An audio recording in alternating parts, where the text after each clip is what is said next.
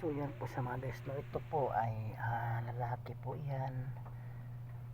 Ito naman babae. Mag-isang kulay lang po sila, no. Lagi po yan si dyan nakaabang sa babae na yan dahil nga kanya pong nililigawan yan.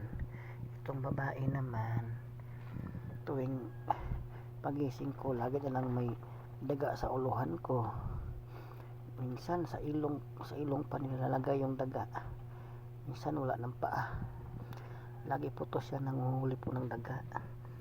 Yan ang mga lalaki, lagi po niya binabantayan yung babae na yan, yung pusa. Dito po kami tutulog po, no. Ayan po yung aming tulugan.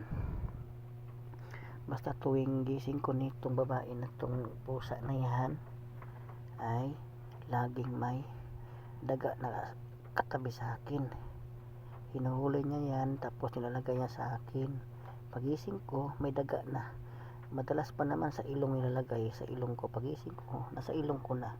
Minsan sa uluhan, madalas sa tiyan ko nilalagay niya. Pagising ko, magulat ka lang, may daga na sa uluhan mo at saka sa tabi mo.